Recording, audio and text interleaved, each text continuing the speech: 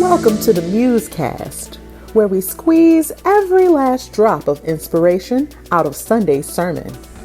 Welcome to the MuseCast. Shawna and Dan Kent. It is beginning to feel a lot like Christmas, Dan. We had a huge snowstorm. How many inches did you get where you are? I think Barbara, she's the scientist of the family. Mm-hmm. She went running out there with the ruler to check, and I think she said 11 inches.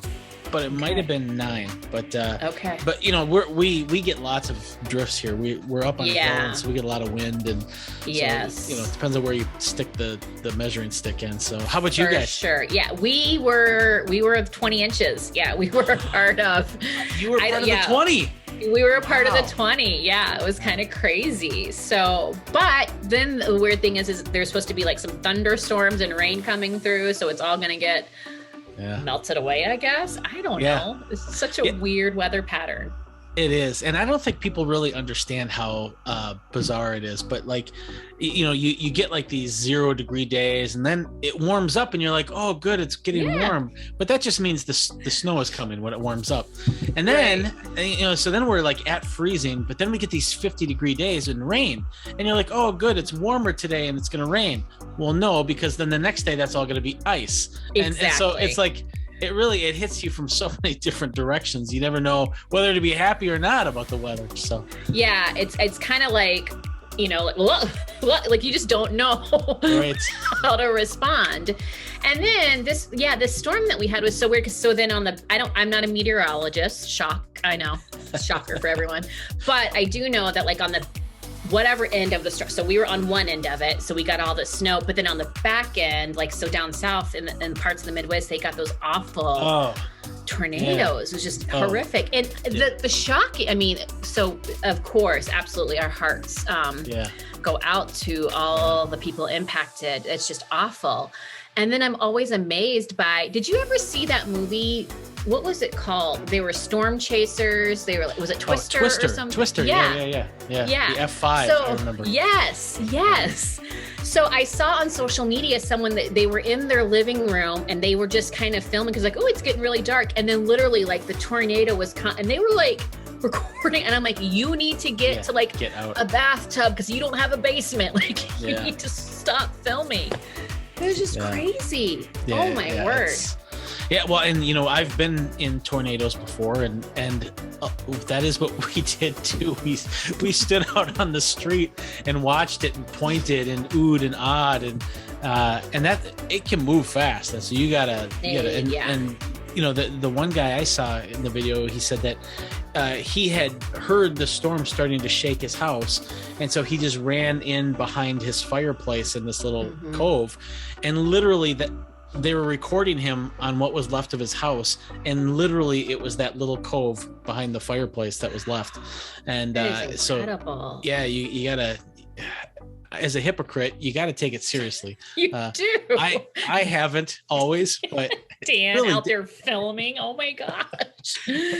It's really dangerous. And you know, and I felt like is one of those things too, personally, and maybe you experience this too, where I was like complaining about the snow that I have to shovel, and then you see what happened down south, and you're like, maybe I should just, you know, let me go shovel my snow. Yeah, right, exactly. Yeah, for sure. Yeah. I have been in 2 situations in my life that were like, I thought, oh, I may not, like this tornado may be the end for me, and it's really scary. One time I was in a car with Scott, and we just had to pull over to the side of the road and be like, do we start calling family members to say our goodbyes? Because it was like that serious.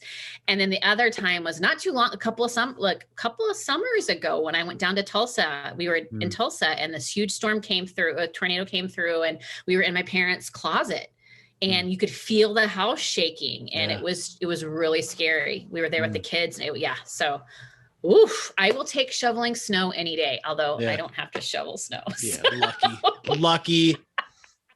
All right. Well, this is not going to be a smooth transition, but we're going to transition, right? That's so we're in our series, The Matriarchs of Christmas.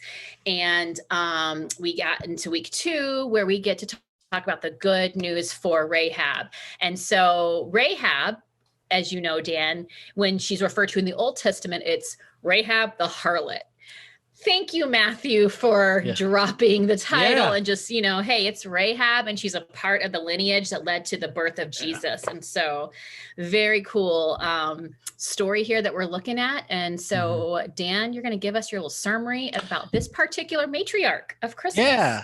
Oh, it is a great story. It's one of the stories where I wish there were more details in it, because there's a lot that's not said and it's just assumed, or the writer didn't think it was important, but it was important to me. I would have liked to have known that. But what we do know is that Rahab was a prostitute in Jericho, and she was in sort of like this red light district, and kind of how they did it is that the kind of the less valuable members of society would literally live in the walls of these cities, and the idea is that when the enemy comes to attack, they're just kind of like cannon fodder. We don't, their houses are probably going to get destroyed, but that's the low rent district, and that's where Rahab lived, and it served as a great place for spies, because if you're going to go and spy on a city like Jericho, you want to be able to get in, first of all. And since these houses are right in the wall, you could go in. And since it was a prostitute's house, it was pretty common that men were going in and out. And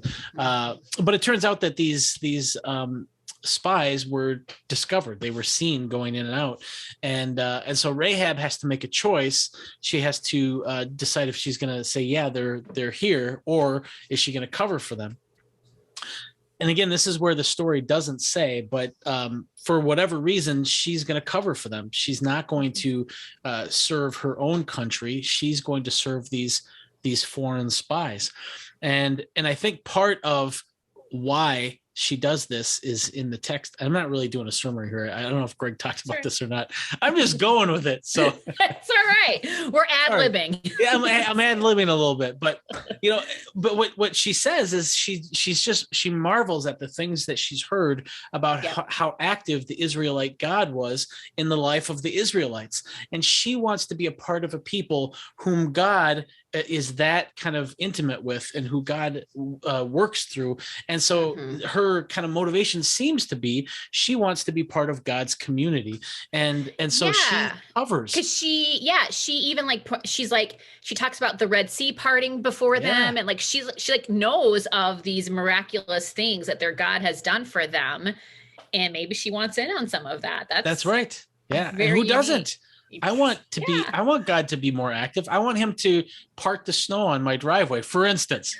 I mean, just throwing that out there. That's right. So Rahab covers for the spies, and she hides them in these stalks of flax.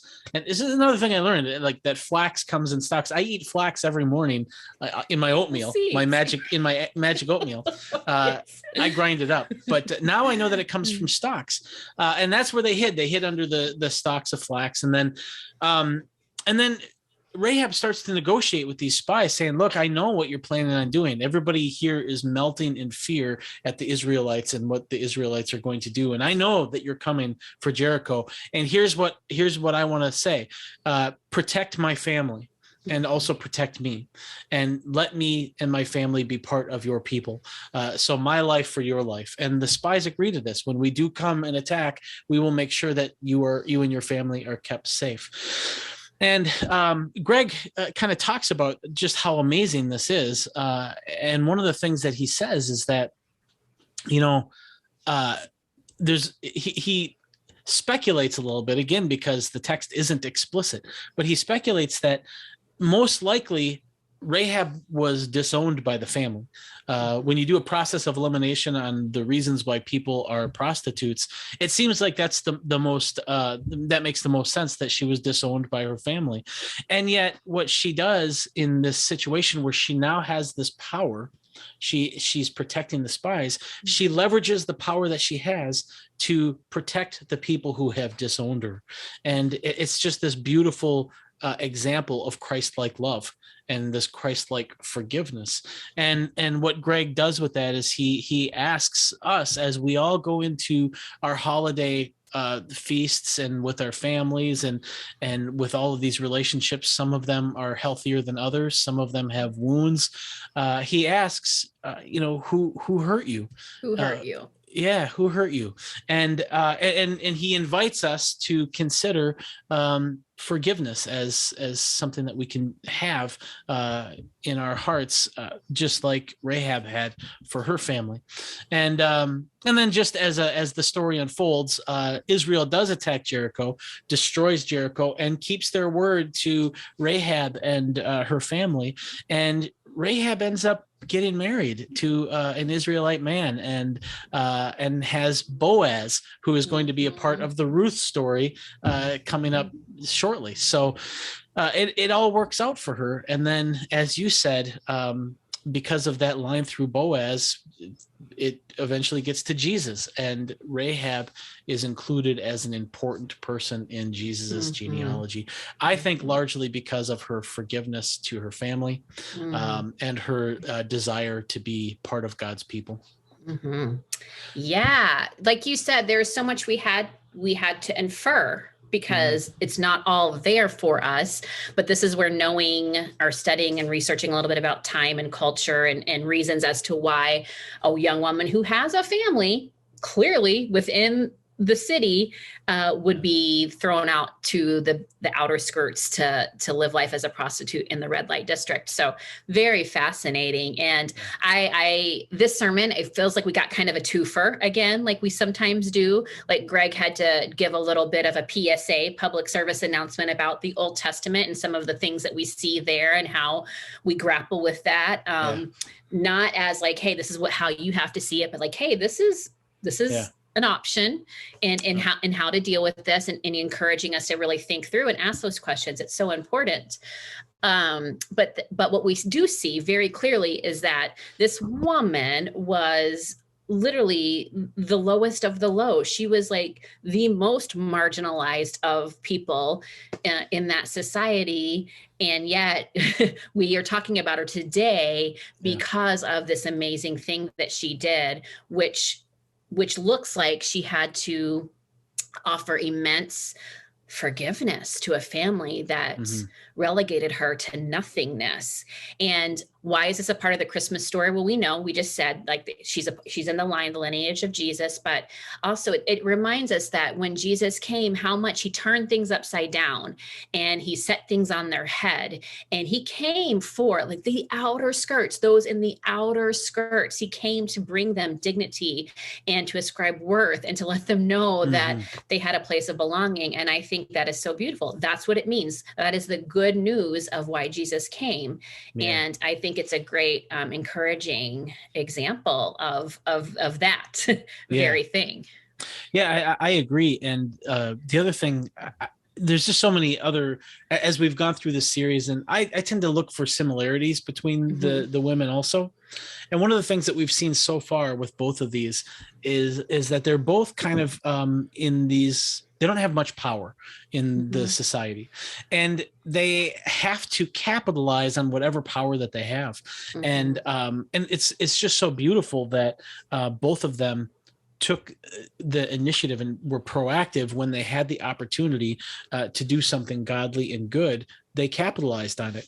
And you have that with Tamar, who look at what she had to go through just to do right, just to have some say so. She had to basically entrap Judah with the seal and with the staff, and now suddenly she has power because of that. And the same thing with Rahab. She had to risk her life by covering for these foreign spies just to have a little bit of leverage to then now protect her family. And so even though these are very different stories, there is this theme of like, sometimes when you don't have power, I mean, you have to go through extreme measures just to get some say so. And I don't know what the point of all that is with Christmas, but I marvel at that and I admire that so much. Well, one thread that you brought up last week that I see this week that I think does have very much to do with what we're talking about the reason why Jesus came, turning things upside down, on their heads, is the fact that the power that was gained was used to serve others. Like it wasn't power for power's sake. It was used to like, forgive my family. Like, I know what you're going to do, but not forgive, save my family. Promise me this, you will save my family. Like that was for others. Absolutely. Which is just, I think there is something there that we can look at and pay attention to. Yeah. And you said that last week with Tamar, like she wasn't just grappling for her place for herself, but it was also for her community. So I don't know. I think there is something there. Yeah, that's exactly right. Yeah. Well put. Yeah. Yeah. Huh. Well, this did take an interesting turn when Greg kind of got into the backstory of Rahab and talking about what would have led her to be in the situation that she was in. Because that wasn't like a choice that she just woke up one day and said, I'm going to go live on the outskirts of town and do this. Well, to be clear, when you're researching this, you see that interpretation a lot. Like literally, and I have these quotes that I shared with Greg when we were researching this, and he didn't end up using them, and he's probably right for not doing it. But I have these quotes from these white male scholars who interpret this story as if Rahab was looking for an exciting life in prostitution. Like she was, she was a young rebel, and she was just out to kind of live this exciting life. And no, that's not what was going on there at all. Not the way that works. No.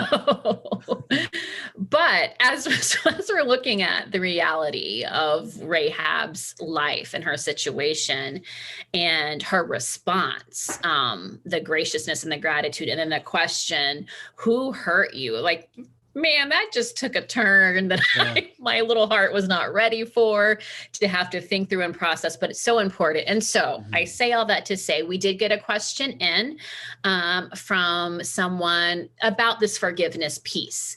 And so I'm going to throw it at you, Dan, and see what magic you can work with this. Yeah, let's go. Let's do it. Okay, so Greg talked this week about the path of forgiveness for hurts occurring in the past.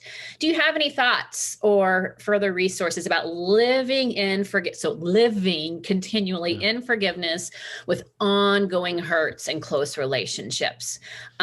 You said it in your summary. It's Christmas time. That means sometimes we're with family members and people.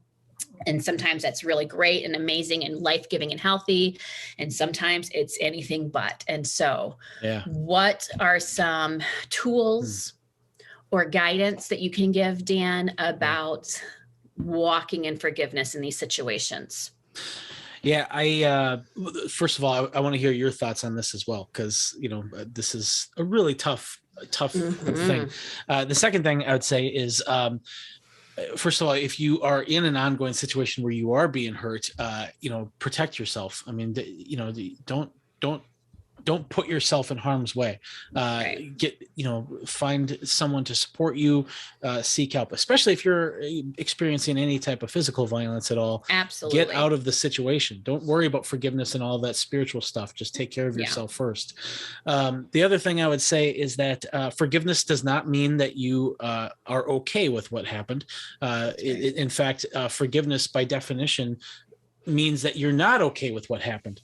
You don't forgive someone when you've accepted what they've done is okay. That's not what forgiveness is. Forgiveness means that what they did is not okay. And so don't be tempted to think that by forgiving someone you've now condoned their behavior, because that's not the case at all. And the other thing I would say is, in terms of like ongoing things, if it's someone who is hurting you with their words when they're trying to be provocative, like one of the things that I see in a lot of families is political kind of stuff where people get so angry about people who share different political ideologies, and they'll say things that are kind of derogatory toward another perspective, and that can be very hurtful and that can be attacking. And that's sort of the point of it is people are trying to expose the ridiculousness of the other person's perspective, and so they'll say things that are very derogatory. And so I think part of forgiveness isn't saying that that's okay that they're doing that. It's just seeing the person for where they're at. Why are they acting this way? It's because they they are insecure in some way. Yeah. As Jesus said, he, in Matthew 9, it says that Jesus saw the crowds and he had compassion on them because they were harassed and helpless. And if you've got that crazy uncle who is just always saying bad things about your political party, it's because that they feel threatened, they feel insecure, they feel harassed, they feel helpless about things that are going on in society. And this is their way of reacting to the anxiety of not having control over all of the world. And just seeing that for the scared animal that it is, that's part of what having forgiveness is I get it now. Yeah, he's mean and hurtful, but he's also very hurt and insecure. And being able to see past the rhetoric to the scared animal underneath can help have not condone the behavior, but have some compassion for the person who's saying it. And then the other thing that's I think is really important is the more people that are involved in these situations, the better.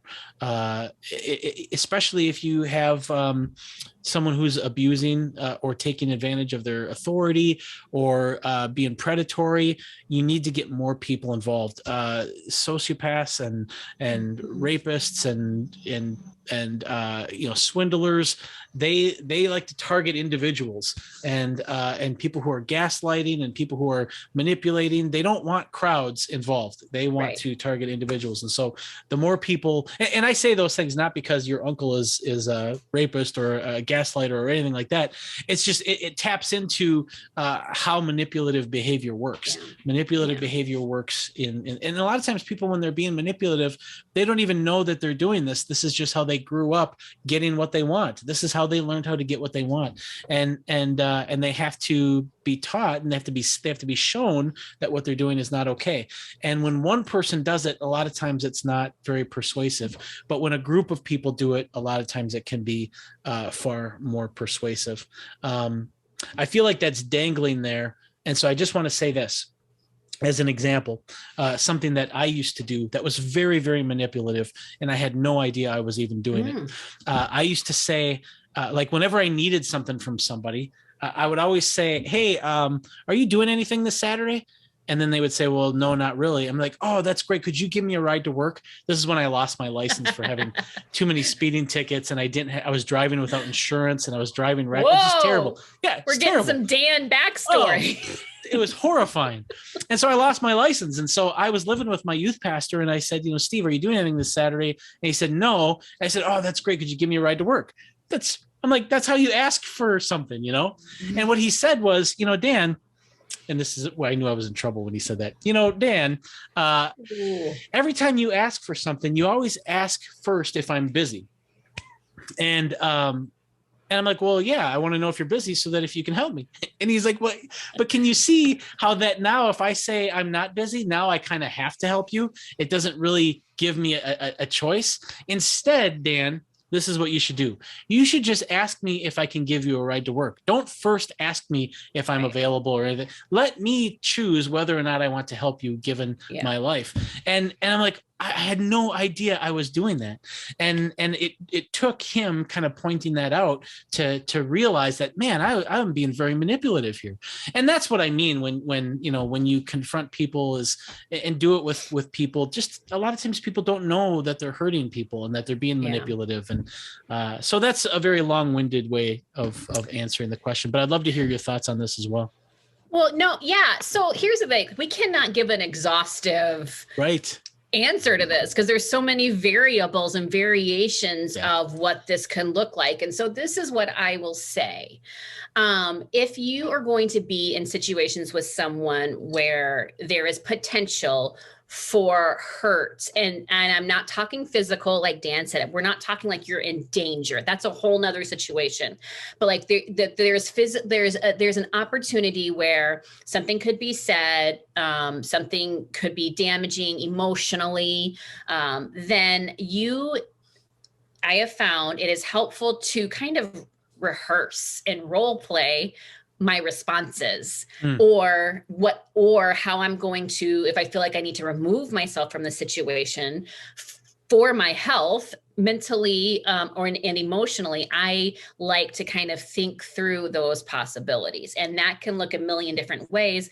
But I have found that if you go into the situation knowing that if they say something like this, I'm going to feel this, and so this is how I want to respond, that usually is, I have found to be helpful, because then you're not just reacting out of a triggered moment. And if you do find yourself getting triggered, it is always okay just to be like, excuse me, and like go to the bathroom, take a few breaths to compose yourself. It is important to remember that person, I've said this before, hurting people hurt people. That's right. Something that my parents always taught me. And so recognizing that they are hurting, like you said, Dan, and yet they do have unsurpassable worth. They unfortunately are not living into the fullness of who God sees them as being. And so they're saying and doing things in ways that are very hurtful and harmful. And so I just think, if knowing that, because you know that one uncle, that one aunt, that neighbor, who this person is, who it's going to be difficult for you. So begin to think through some responses ahead of time. Yeah. And also just remembering, no matter however severe the hurt is, that person is beloved of God. They just super need to live in that. Now, forgiveness, and we've said this a million times, but it bears repeating, forgiveness does not condone the action. Right. And sometimes walking in forgiveness means I forgive by the power and grace of God. However, there are boundaries that have been set, because we don't want to just walk headlong into situations and allow these things to occur. So forgiveness needs to happen. And that's really more for you, for your soul, for your spirit. It is taking away the power of the other person's words or actions. It's not condoning it. It's not even super like you're still going to have to go through healing and maybe even therapy, depending on what all it is, but it's taking away their power. Now, boundaries may be needed. It may be a situation where you're just not able to be in relationship with that person, and all of that is okay. That doesn't mean you haven't forgiven. Mm. There's so much more that we could say though, but you can't get to all the things. No, you nailed it. It's just that there's so many different nuances and potential situations that you can't do it exhaustively. And I just think sharing some principles is the best way to do it. And what Greg said too, I think was really helpful is, you can genuinely forgive somebody and then 2 years later realize that you need to forgive them again. Yeah. And I think that's, I don't think it's when I think it was Peter who asked Jesus, how many times should I forgive? And Jesus says 7 times 70. A lot of times that might be for the same thing. It might be for the same event. And and that's just because forgiveness is advanced spiritual living. It's a complicated thing. It's not easy. So there are so many layers and there's such nuance sometimes to our lives as we interact with one another. And so it would make sense that as we go through those layers, stuff can bubble up again. Absolutely. So thank you for sending in that question. Hopefully you found some helpful resources there, tips, tools there that you can utilize. And just be prayerful, everyone. Honestly, be prayerful. Like I said, if chances are, now sometimes it's a surprise, but chances are, the person or the situation that could kind of stir some stuff up for you. Be prayerful about it beforehand and have a plan of action. Honestly, my family, we have a code word. Like if we're like in a situation and we need it, and it's not weird or awkward. It's not like red balloon. It's just a very, it's just a very normal word. And if someone in our family says it, then we just kind of gracefully gather ourselves, say our goodbyes, and out we go. So wow, you guys have a code word. That's awesome. We do. But it's not red balloon. It's not red balloon. No. Hey, I do have a couple book recommendations also. Okay, perfect. There is a book that I'm like, this is like a complex book. I mean, it's nuanced, absolutely beautifully written. I think it won like some awards. It's called Exclusion and Embrace. And it just looks at the theology of forgiveness.